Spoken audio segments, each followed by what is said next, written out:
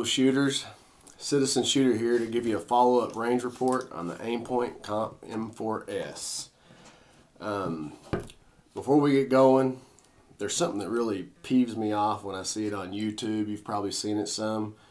Do y'all see this? And now do you see this? There's a big difference. When you post a video reviewing something or showing how cool your new weapon system is, they should have a disclaimer for this airsoft junk. It makes me want to go all Yosemite Sam whenever I pull up a video thinking I'm going to see this cool new weapon system, and it's some cheeseball kid shooting like a 50 cal airsoft rifle. This, to protect life and limb, feed your family. This, I don't even know what that's for. Anyway, here we go. The Comp M4s Aimpoint. I told you I'd give you a range report on this thing. And that's what we're going to do. I'm going to go ahead and pop it off here. I've taken it to the range several times. I've sighted it in, of course, at the range. I've taken it, competed in some 3-gun, and I've tried to go hunting with it. Let me go ahead and pull this bikini cover off. I guess if I was going to just give you a con of this sight, the way it comes is this thing right here. It's a piece of junk. It's a pain in the butt.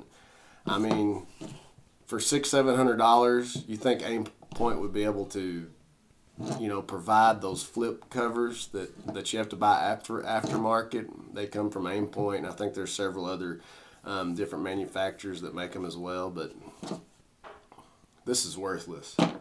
The dot size, one thing I'd like to talk about is this is a 2 MOA sight, but you know, as far as I'm concerned, my opinion is it's really, I would call it a variable dot. I would say you could go from anywhere from 1 to a 4 MOA, 1 being the dimmest setting, 4 being the brightest.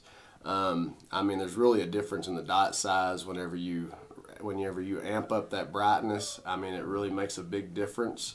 Mounting, the way you mount the sight, I mean, it comes with a QRP2 mount. This mount has been more than adequate. It's held 0 for me. I've taken it off several times.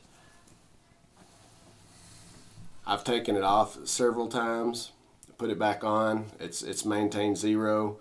So this QRP2 mount that comes with the Aimpoint is more than adequate.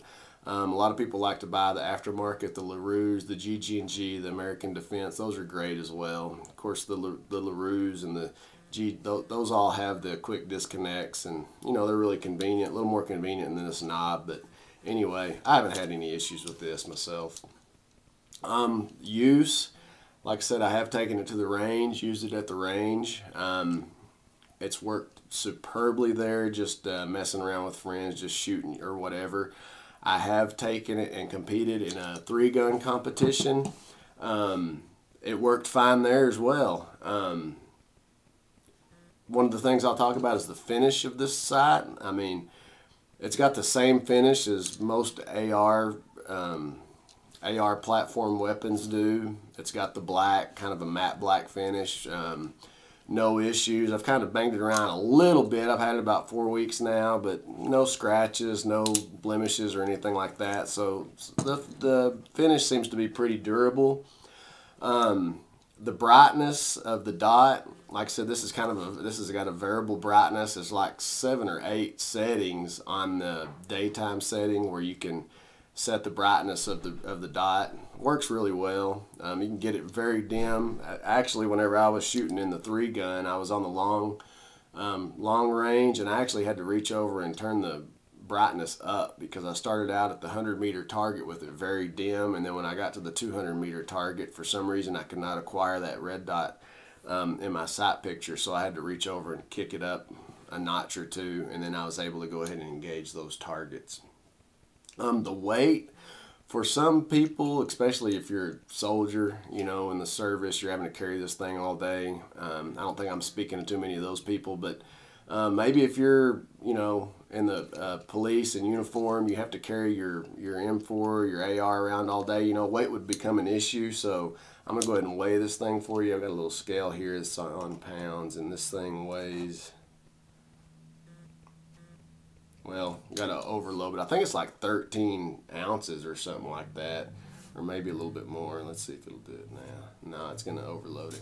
But anyway, the weight really doesn't seem, I mean, you can tell it's a quality product. It does have some weight to it, but I don't think it would be an issue. You know, it wouldn't add that much more to your weapon system to where it would become an issue for you carrying it, you know, for whatever your length of duty is.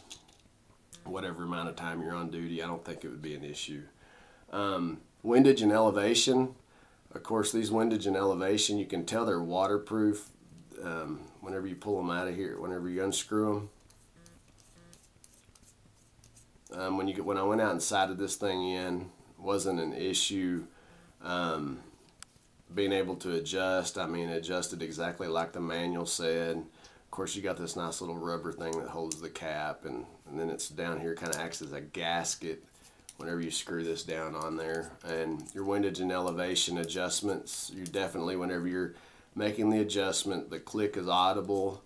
You definitely know you're making a change whenever you're doing it. I have had some scopes where I've turned it and you can't even feel the clicks on it, you know. This one you can definitely feel it whenever you're turning it. Target acquisition. That's one of the things I would like to talk about. A lot of people, I'm so accustomed to using one eye for like open iron sights or telescopic sights. I've just, you know, become accustomed to that, and that's the way I've been using this sight. A lot of people like to keep both eyes open. I've tried the both eyes open. It's kind of awkward for me right now, but either way, one eye closed, both eyes open, I was able to acquire the target easily, simply, quickly. It was not an issue getting on target, and what I liked is you could, on your follow-up shots, you could get back on target rather quickly. Quicker than you can a telescopic sight anyway. You don't have that magnification there, so what you're seeing is exactly what you're seeing, and you're able to get back on target pretty quickly.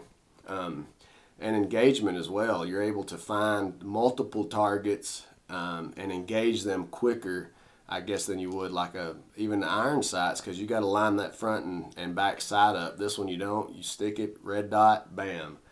And ease of use. This is really a user-friendly sight. I mean, there's not a lot to it. On, off, move your elevation. There's no magnification to really mess with, no variable magnification. Of course, it's not made for that. You know, it's a really user-friendly sight. I think, you know, you really don't even have to read the user manual if you don't want to.